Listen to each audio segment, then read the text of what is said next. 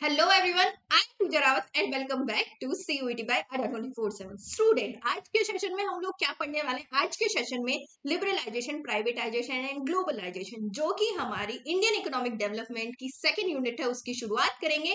और इसमें हम लोग आज इस चैप्टर का वन शॉट देखने वाले हैं, यानी पूरा का पूरा चैप्टर हम लोग इसी एक वीडियो में देखेंगे। लिबरलाइजेशन, प्राइवेटाइजेशन और ग्लोबलाइजेशन को हम लोग इकोनॉमिक रिफॉर्म या फिर न्यू इकोनॉमिक पॉलिसी या न्यू इंडस्ट्रियल पॉलिसी के नाम से भी जानते हैं। चलिए शुरुआत करते हैं एक ऐसे चैप्टर की, एक ऐसा एरा की जिसने हमारी इंडियन इकोनॉमी के पूरे स्ट्रक्चर को ही चेंज कर दिया। चलिए शुरुआत करते हैं आज के इस वीडियो की।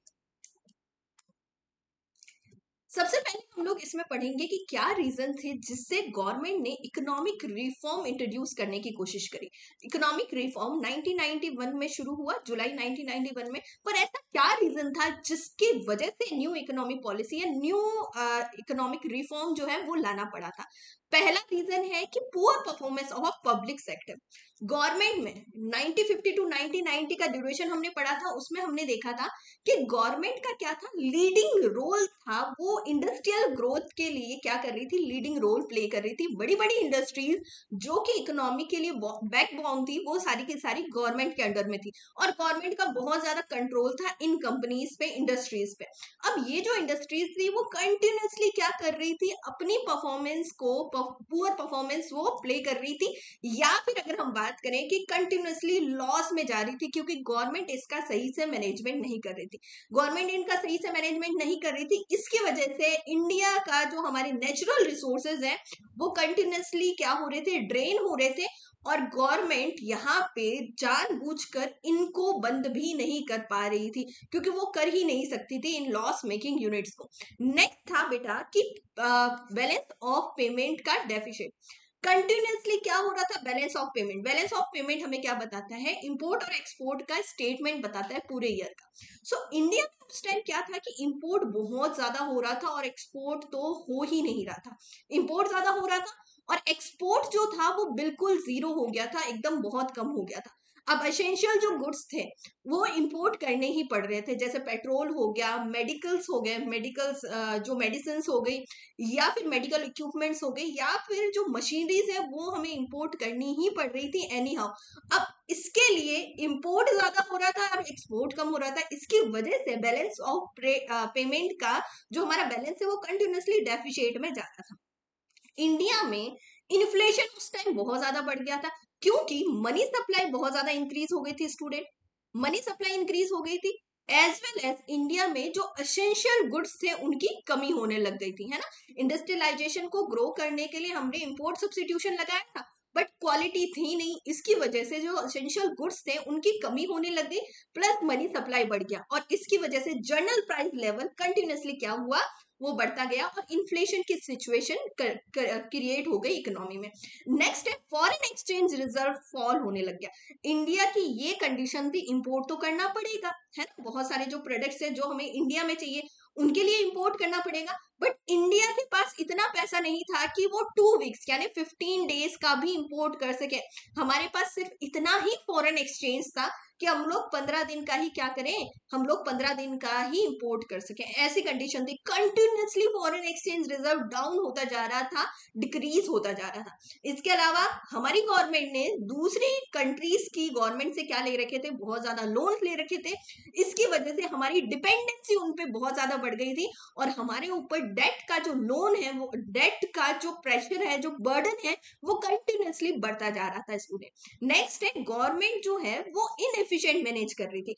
गवर्नमेंट अपने रिजर्व को ढंग से मैनेज नहीं कर पा रही थी। गवर्नमेंट के पास इनकम इनकम जो रिसोर्सेस थे वो थे टैक्स और अनदर टैक्स। टैक्स को छोड़ के जो रिसोर्सेज है उनसे क्या कर सकती थी गवर्नमेंट, जो है अपने रेवेन्यू को कलेक्ट कर सकती थी। बट गवर्नमेंट के पास क्या था, सफिशिएंट इनइफेक्टिव मैनेजमेंट था, ढंग से मैनेजमेंट नहीं था। इवन गवर्नमेंट के पास इतना रेवेन्यू कलेक्ट नहीं होता था कि गवर्नमेंट अपने डे टू डे अपने जो कंजप्शन एक्सपेंडिचर है उनको भी पूरा कर सके, कंजप्शन एक्सपेंडिचर को भी वो मीट कर सके स्टूडेंट। तो इसकी वजह से कंटिन्यूसली क्या हो रहा था, जो डेट की अमाउंट आ रही थी वो सिर्फ और सिर्फ कंजप्शन एक्सपेंडिचर में ही जा रही थी, डेवलपमेंट में तो लग नहीं रही थी। तो इसकी वजह से कंटिन्यूसली जो हमारा फाइनेंशियल क्राइसिस है वो बढ़ता गया और ऐसी कंडीशन आ गई कि इंडिया सच में ये कहा जाता है कि अभी जो पाकिस्तान की कंडीशन है, ऐसी कंडीशन हो गई थी इंडिया की। तो उस टाइम के जो फाइनेंस मिनिस्टर थे वो थे डॉक्टर मनमोहन सिंह। डॉक्टर मनमोहन सिंह। अब डॉक्टर मनमोहन सिंह जी ने ये सजेशन दिया कि हमें न्यू इकोनॉमिक पॉलिसी यानी लिबरलाइजेशन, प्राइवेटाइजेशन और ग्लोबलाइजेशन की पॉलिसीज लानी चाहिए। और उस टाइम के prime minister PV Narasimha Rao थे। और उन्होंने इसको सही कहा कि हाँ, हमें न्यू इकोनॉमिक पॉलिसी लानी चाहिए, और उन्होंने एक न्यू इकोनॉमिक पॉलिसी इंट्रोड्यूस कर दी हमारी इकोनॉमी में। बट न्यू इकोनॉमिक पॉलिसी के लिए पैसा कहाँ से आएगा? अगर हम लोग लिबरलाइजेशन, प्राइवेटाइजेशन और ग्लोबलाइजेशन का भी सोच रहे हैं तो इसका पैसा कहाँ से आएगा? तो इसके लिए इंडिया कहाँ चला गया? International bank for reconstruction and development यानी IBRD, जिसको हम लोग फेमसली नॉन एज, जिसको हम लोग जानते हैं वर्ल्ड बैंक के नाम से, और IMF यानी इंटरनेशनल मॉनेटरी फंड के पास गया। इंटरनेट उन दोनों से रिक्वायर की कि हमें इकोनॉमिक रिफॉर्म करना है, हमें पैसों की जरूरत है। तो इन दोनों ने कहा कि हमारी कुछ कंडीशंस है, जैसे आप ग्लोबलाइजेशन को अच्छे से करो, अपने जो भी रिस्ट्रिक्शंस है आपके वो हटाने पड़ेंगे आपको इंपोर्ट पे, है ना, तब जाके हम लोग आपको आपका पैसा देंगे, लोन का पैसा देंगे। तो इन्होंने कहा ठीक है। इन्होंने कुछ कंडीशंस मानी, इंडिया ने कुछ कंडीशंस मानी, एंड देन IMF और वर्ल्ड बैंक ने इंडिया को $7 बिलियन का लोन दिया। और इसी लोन के साथ इंडिया में एक न्यू एरा का जन्म हुआ, एक न्यू एरा जो है वो स्टार्ट हो गया, that is a economic reform. India में इकोनॉमिक रिफॉर्म कब स्टार्ट हुआ? जुलाई 1991 में स्टार्ट हुआ, जिसका मेन एम क्या था? इन पॉलिसीज का मेन एम था कि इंडिया को मोर कॉम्पिटिटिव इन्वायरमेंट बनाया जाए, है ना, इंडियन इकोनॉमी में मोर कॉम्पिटिटिव इन्वायरमेंट बनाया जाए। पहले कॉम्पिटिटिव इन्वायरमेंट नहीं था क्योंकि हमने इंपोर्ट सब्स्टिट्यूशन लगा रखा था, इसकी वजह से फॉरेन गुड्स तो इंडिया में आ ही नहीं रहे थे। तो अब क्या था, जैसे ही लिबरलाइजेशन की पॉलिसीज आएगी, ग्लोबलाइजेशन की पॉलिसीज आएगी, तो इससे क्या होगा? फॉरेन गुड इंडिया में आएगा और इंडिया में ज्यादा कॉम्पिटिटिव इन्वायरमेंट बढ़ेगा।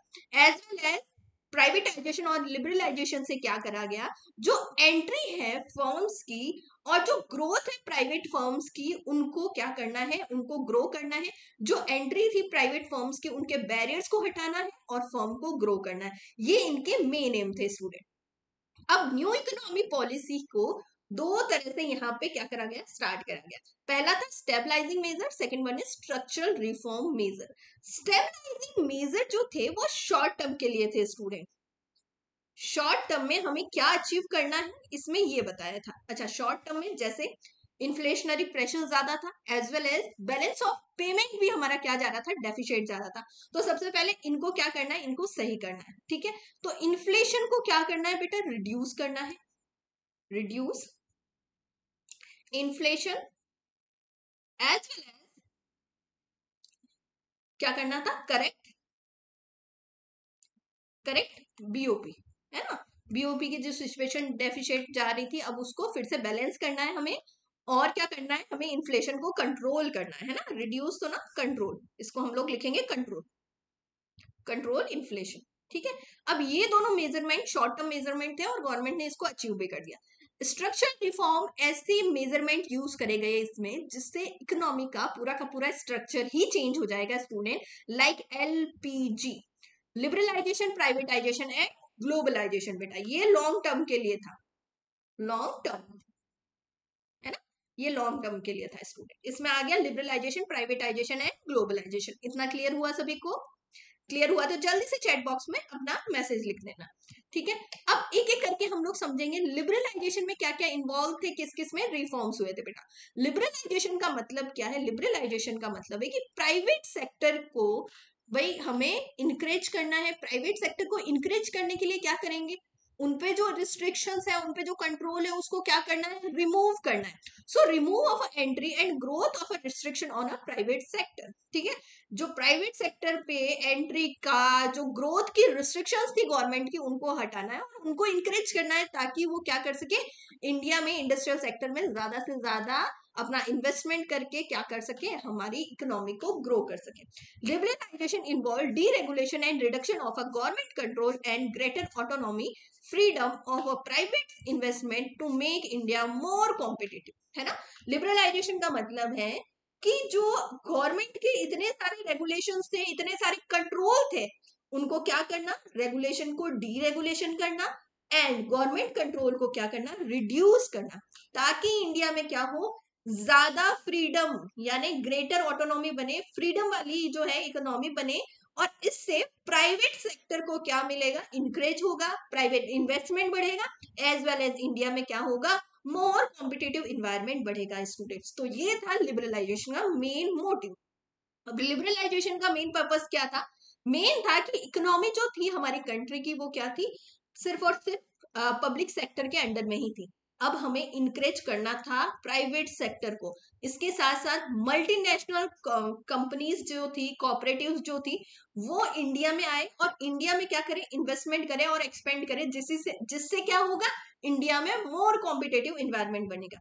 इसके अलावा कंपटीशन को इंट्रोड्यूस करना है इकोनॉमी में, जिससे क्या होगा, इनिशिएटिव जो है, इनिशिएटिव जो आएगी, क्रिएटिविटी जो आएगी वो आएगी। इसके अलावा एफिशिएंसी जो है ऑपरेशंस की, काम करने की एफिशिएंसी है, वो भी बढ़ना शुरू होगी स्टूडेंट। अब देखते हैं कि लिबरलाइजेशन कैसे कैसे हुआ हमारी इंडिया में। सो 5 रिफॉर्म्स है स्टूडेंट। पहला है इंडस्ट्रियल रिफॉर्म, इंडस्ट्रियल सेक्टर में रिफॉर्म। सेकंड है फाइनेंशियल सेक्टर में, टैक्स सेक्टर में, टैक्स में रिफॉर्म हुए, फॉरेन एक्सचेंज रिफॉर्म हुआ and trade and investment policy में रिफॉर्म्स हुए स्टूडेंट।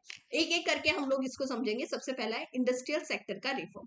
इंडस्ट्री में 1950 टू 1990 में क्या था, सारा का सारा रिस्ट्रिक्शंस किसके अंडर में था, सारी की सारी इंडस्ट्रीज गवर्नमेंट के अंडर में थी।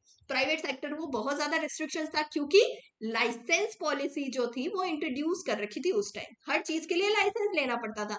अब जरूरत थी कि इस इंडस्ट्रियल लाइसेंस को क्या करा जाए, रिमूव करा जाए। सो इसके लिए सबसे पहले क्या हुआ कि इस न्यू इकोनॉमी पॉलिसी में कुछ इंडस्ट्रीज के लिए, कुछ प्रोजेक्ट के लिए लाइसेंस रखे गए, बाकी इंडस्ट्रीज और बाकी पॉलिसीज के लिए लाइसेंस हटा दिए।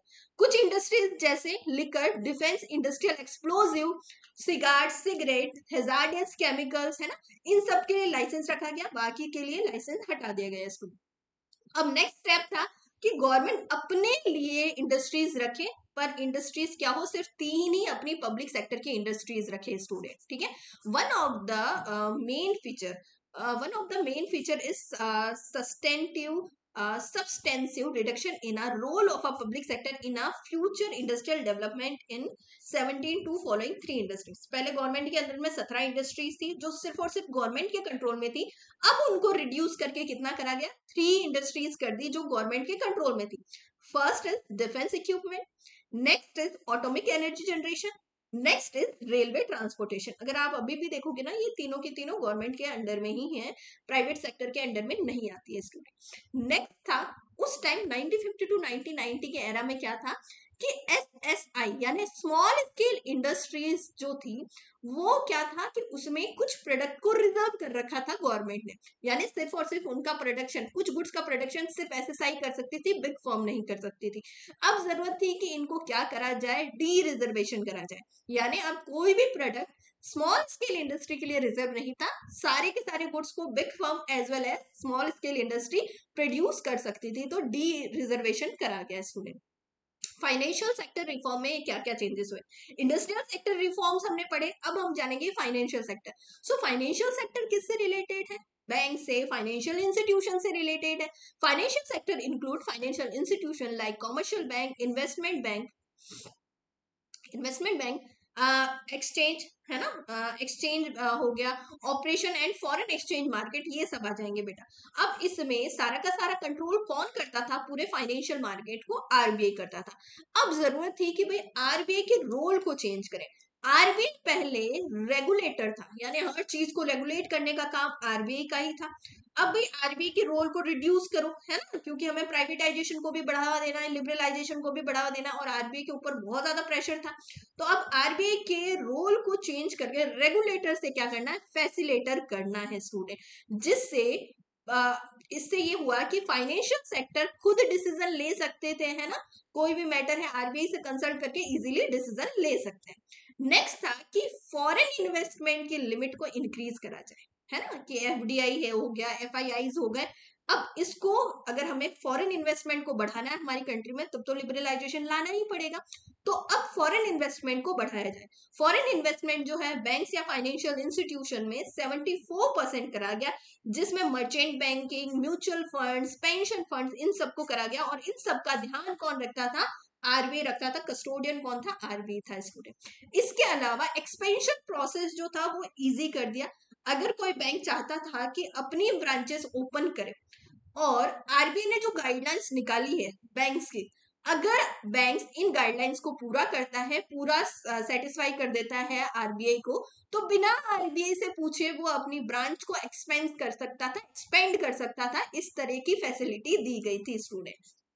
ठीक है, नेक्स्ट है स्टूडेंट, टैक्स में क्या क्या चेंजेस हुए थे। अभी का जो टैक्स का प्रोसीजर हम लोग देखते हैं बहुत इजी प्रोसीजर है, और अभी टैक्स रेट भी बहुत कम है। बट 1991 से पहले टैक्स का प्रोसीजर बहुत ज्यादा कॉम्प्लेक्स था कि कोई इजीली टैक्स भर भी नहीं सकता था, और टैक्स बहुत ज्यादा लगता था, टैक्स रेट बहुत ज्यादा थी स्टूडेंट, तो इसलिए टैक्स की चोरी भी ज्यादा होती थी। अब जरूरत था कि टैक्स रेट को क्या करो, रिड्यूस करो, तभी तो लोग टैक्स भरेंगे। अगर कोई 10 लाख रुपए कमा के अगर 8 लाख टैक्स ही भर रहा है तो वो क्यों टैक्स भरेगा? वो टैक्स की चोरी करना शुरू कर देगा। तो अब जरूरत है कि टैक्स की रेट कम करो ताकि लोग अपने मन से टैक्स भरना शुरू करें।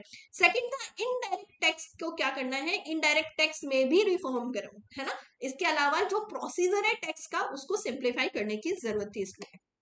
GST, goods and service tax act, जो कि बहुत सारे इनडायरेक्ट टैक्सेस को हटा के एक नई इनडायरेक्ट टैक्सेस की पॉलिसी आई, एक नया एक्ट आया, दैट इज अ जीएसटी, जो कि इंडिया में इंट्रोड्यूस हुआ था मार्च 2017 को, और इफेक्ट में आ गया था बेटा यहाँ पे ये जुलाई में इफेक्ट में आया था, है ना, जुलाई 2017 से ये इफेक्ट में आ चुका था बेटा।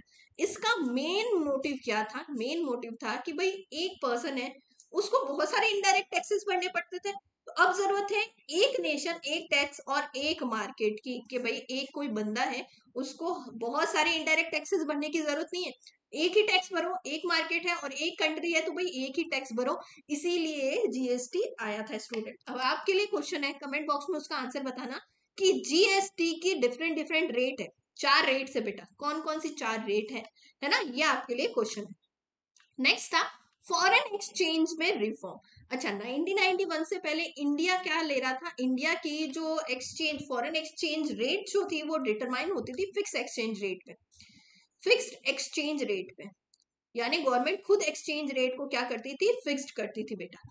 अब गवर्नमेंट ने क्या करा था, उसी ड्यूरेशन में डीवैल्यूएशन करा था रुपीस का, है ना, यानी जानबूझकर इंडिया की जो करेंसी है उसको कम करा गया, इंडिया की जो वैल्यू है इंडियन डोमेस्टिक करेंसी की, उसकी वैल्यू को कम करा गया फॉरेन एक्सचेंज से। लेट सपोज दैट पहले के टाइम में डॉलर और रुपीस एक ही होता था, है ना, इक्वल था, मतलब उनकी जो रेट थी वो इक्वल थी बेटा। अगर $1 है तो 1 रुपीस ही हमें देना पड़ेगा, $1 खरीदना है 1 रुपीस देना पड़ेगा। अब गवर्नमेंट ने जानबूझकर क्या करा, हमारी करेंसी की वैल्यू कम कर दी। जैसे अब $1 लेने के लिए हमें 50 रुपए देने पड़ेंगे, है ना, तो यहाँ पे जानबूझकर गवर्नमेंट ने ऐसा करा। अब इसको क्या कहा जाता है? डीवैल्यूएशन कहा जाता है। अब ऐसा गवर्नमेंट ने क्यों करा? ताकि एक्सपोर्ट इंक्रीज हो कंट्री में, और फॉरेन एक्सचेंज क्या होगा, इंडिया में ज्यादा से ज्यादा आएगा, यानी इनफ्लो बढ़ेगा। इसलिए क्या करा गया था स्टूडेंट? डीवैल्यूएशन की पॉलिसी लाई थी।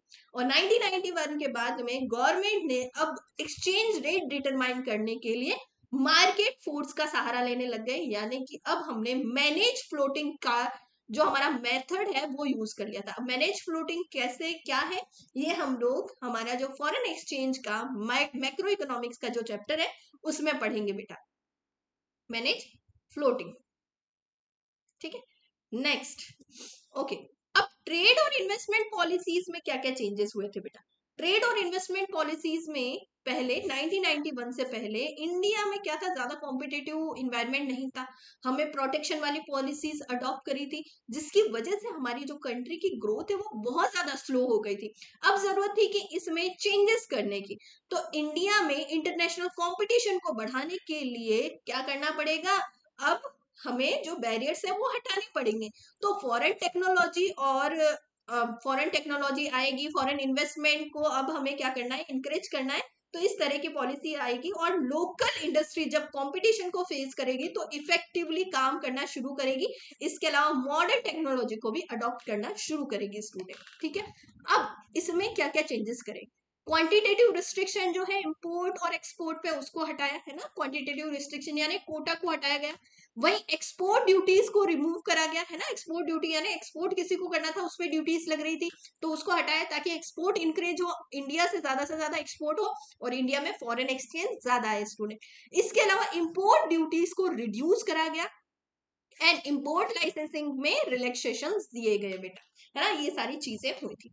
प्राइवेटाइजेशन का मतलब समझ लेते हैं, बहुत ही इजी है, छोटा सा ही है। प्राइवेटाइजेशन का मतलब क्या होता है कि गवर्नमेंट की जो अंडरटेकिंग्स है ना, गवर्नमेंट की जो ओनरशिप है, मैनेजमेंट है और कंट्रोल है गवर्नमेंट सेक्टर का, एंटरप्राइजेस गवर्नमेंट सेक्टर यानी पीएसई, जो गवर्नमेंट के कंट्रोल की जो एंटरप्राइजेस है, इंडस्ट्रीज है, उनकी ओनरशिप, मैनेजमेंट और कंट्रोल को क्या करना, ट्रांसफर करना प्राइवेट सेक्टर को, यानी गवर्नमेंट से इन सारी चीजों को, ओनरशिप, मैनेजमेंट और कंट्रोल को प्राइवेट सेक्टर एंटरप्राइजेस से क्या करना, इसको ट्रांसफर करना प्राइवेट सेक्टर को, that is a public sector से ट्रांसफर करना प्राइवेट सेक्टर को, दैट इज अ प्राइवेटाइजेशन बेटा। अब प्राइवेटाइजेशन दो टाइप से हुआ। पहला है क्या हो कि गवर्नमेंट क्या करे, गवर्नमेंट एक बार में ही सारे के सारे अपने जो शेयर हैं वो प्राइवेट सेक्टर को बेच दे, है ना। Transfer of ownership and management of the sector companies of the private sector, public sector companies, PSUs, sorry PSUs. ठीक है, गवर्नमेंट क्या करे, अपनी जो ओनरशिप और मैनेजमेंट है एक बार में ही क्या करे, प्राइवेट सेक्टर को दे दे, यानी एक साथ ही बेच दे। दूसरा था कि धीरे धीरे बेचे, यानी धीरे धीरे क्या करे, उसके मैनेजमेंट से धीरे धीरे उसके जो उसके कंट्रोल से धीरे धीरे जाए, यानी धीरे धीरे इक्विटी को हर साल थोड़ा थोड़ा इक्विटी सेल करे, जिसे धीरे धीरे करके वो मैनेजमेंट से बाहर जाए, जिसको क्या कहा जाता है, डिसइन्वेस्टमेंट कहा जाता है। धीरे धीरे अपनी इक्विटी जो है पीएसयूज की वो प्राइवेट सेक्टर को बेचे, धीरे धीरे अपने कंट्रोल को कम करे, अपने मैनेजमेंट से बाहर निकले, that is a disinvestment student. ठीक है, प्राइवेटाइजेशन और डिसइन्वेस्टमेंट में कंफ्यूज मत होना, बहुत ज्यादा बच्चे कंफ्यूज हो जाते हैं। डिसइन्वेस्टमेंट प्राइवेटाइजेशन का पार्ट है और प्राइवेटाइजेशन कुछ और है स्टूडेंट। नेक्स्ट आया ग्लोबलाइजेशन, है ना, वैश्वीकरण। ग्लोबलाइजेशन में क्या करा, ग्लोबलाइजेशन इसलिए लाया गया ताकि हमारी पूरा का पूरा वर्ल्ड में जितनी भी कंट्रीज है उनका एक नेटवर्क बने और पूरा वर्ल्ड जो है उसमें इंटीग्रिटी आए स्टूडेंट। सो इसका मतलब था कि integrity the national economy with the world economy, कि हमारी जो नेशन की इकोनॉमी, हमारी डोमेस्टिक इकोनॉमी है, वो वर्ल्ड की इकोनॉमी के साथ क्या हो, कनेक्ट हो, उनसे जुड़े, है ना। और जो बैरियर्स है इंटरनेशनल ट्रेड के और कैपिटल मूवमेंट के वो रिमूव हो, तभी तो एक कंट्री से दूसरी कंट्री में ट्रेड होगा, that is a globalisation student. कुछ जो इंडस्ट्रियलिस्ट थे वो ग्लोबलाइजेशन के फेवर में थे, जैसे इससे ग्लोबल मार्केट को एक्सेस करना इजी हो जाएगा, है ना, हम लोग इजीली ग्लोबल मार्केट को एक्सेस करेंगे। इससे एडवांस टेक्नोलॉजी इंट्रोड्यूस होगी, अगर फॉरेन कंट्रीज के जो गुड्स है इंडिया में आए तो एडवांस टेक्नोलॉजी से हम भी इंट्रोड्यूस होंगे। इसके अलावा लार्ज इंडस्ट्रीज जो डेवलपिंग कंट्रीज है ना, उनको बहुत ज्यादा यहाँ पे क्या मिलेगा, उनको इंटरनेशनल एरिया में अपना बिजनेस करने में बहुत फायदा मिलेगा। नेक्स्ट था ग्लोबलाइजेशन के अगेंस्ट में भी कुछ थे, उनका कहना था कि ग्लोबलाइजेशन सिर्फ और सिर्फ किसके लिए फायदेमंद है, डेवलप्ड कंट्रीज के लिए फायदेमंद है, क्योंकि इनके लिए अब डेवलपिंग कंट्रीज के मार्केट भी ओपन हो गए और इजीली वो वहां पे सेल कर सकते हैं। इसके अलावा ये वेलफेयर को ध्यान में नहीं रखते थे और पुअर कंट्री को एक्सप्लॉइट करते थे, है ना। नेक्स्ट है मार्केट ड्रिवन ग्लोबलाइजेशन से इकोनॉमिक डिस्पैरिटी बढ़ी, यानी कि जो डेवलप्ड कंट्रीज है वो तो और ज्यादा पैसा अर्न करने लग गई, पर जो पुअर कंट्रीज है उनका पैसा और ज्यादा कम हो गया बेटा। तो ये फेवर में है, सॉरी ये अगेंस्ट में थे। अब ग्लोबलाइजेशन का सबसे बड़ा आउटकम जो था दैट इज आउटसोर्सिंग। आउटसोर्सिंग का मतलब क्या है, आउटसोर्सिंग का मतलब है कॉन्ट्रैक्ट करना। ठीक है, अच्छा कॉन्ट्रैक्ट किसके लिए करा जाता है, कुछ जो एक्टिविटीज है स्टूडेंट, सपोज दैट कि मेरी एक कंपनी है ना, अब मेरी कंपनी में मुझे कोई काम करवाना है, टेक्निकल वर्क करवाना है, मेरी एजुकेशन की कंपनी है ना, अपने एजुकेशन डिपार्टमेंट है, अब मुझे कुछ टेक्निकल वर्क करवाना है। अब टेक्निकल वर्क के लिए मैंने किसी और कंपनी को क्या करा, उससे कॉन्ट्रैक्ट कर दिया कि 1 साल के लिए आप अपने जो एम्प्लॉयज है मेरी कंपनी में भेज दो, वो यहाँ पे काम करेंगे बेटा। तो यहाँ पे कुछ एक्टिविटीज के लिए थर्ड पार्टी से मैंने क्या करा है, कॉन्ट्रैक्ट करा है कि भाई वो यहाँ पे आके क्या करे, अपनी एक्टिविटीज को परफॉर्म करे और मेरे ऑर्गेनाइजेशन में जो ये प्रॉब्लम आई है उसको रिमूव करे. So outsourcing is a contracting out some of its activity to a third party which perform by the organisation. For example, many companies have started receive outside agency on a contractual basis. ठीक है, अब कुछ companies क्या करती है, contractual basis पे third party को क्या करती है, अपॉइंट कर देती है. यही क्या है, आउटसोर्सिंग है स्टूडेंट. ठीक है. अच्छा, आउटसोर्सिंग में अगर हम बात करें तो इंफॉर्मेशन टेक्नोलॉजी कॉमनली हमें देखने को मिलता है. कम्युनिकेशन के लिए लोग इसको ला रहे हैं, बहुत फास्टली ये ग्रो हो रही है बेटा. इसके अलावा टैक्स इनवॉइस हो गया, विजुअल डेटा हो गया, ये भी क्या हो गया, डिजिटलाइजेशन हो गया, ये भी आउटसोर्सिंग का रिजल्ट है. आउटसोर्सिंग इंडिया में एमएनसी का सबसे बेस्ट डेस्टिनेशन है, क्योंकि इंडिया में उनको बहुत ही कम रेट पे चीप लेबर मिल जाता है और स्किल्ड लेबर भी. यानी इंडिया में स्किल्ड मैन पावर है, एजुकेटेड मैन पावर है, और बहुत ही कम रेट में इंडिया में स्किल्ड मैन पावर मिल जाती है. इसीलिए सारी की सारी एमएनसी इंडिया से आउटसोर्सिंग लेने का सोचती है बेटा. कुछ कॉमन आउटसोर्सिंग की अगर हम बात करें तो हमें देखने को मिलता है बीपीओ यानी call centres, record keeping, accountancy, banking services, music recording, film editing, book transcription और क्लिनिकली एडवाइस. ये सारी हमें कॉमनली आउटसोर्सिंग देखने को मिलती है. इसके अलावा डेटा ट्रांसफर हो गया, है ना, कोडिंग्स हो गए, इसमें भी अब आउटसोर्सिंग निकल के आ रहा है. सो स्टूडेंट, आज के सेशन में हमने देखा एलपीजी यानी लिबरलाइजेशन, प्राइवेटाइजेशन और ग्लोबलाइजेशन का पूरा चैप्टर. अगर आपको किसी भी तरह का कोई डाउट हो तो आप कमेंट बॉक्स में कमेंट करके लिख सकते हो. सेशन अच्छा लगा है तो लाइक करना, शेयर करना और ज्यादा से ज्यादा सब्सक्राइब करना. और हमारे कोई भी बैच के लिए आपको मैक्सिमम टू मैक्सिमम डिस्काउंट मिल सकता है अगर आप कोड यूज करें Y490. चलिए मिलते हैं नेक्स्ट सेशन में, तब तक के लिए बाय टू ऑल, अपना ख्याल रखें.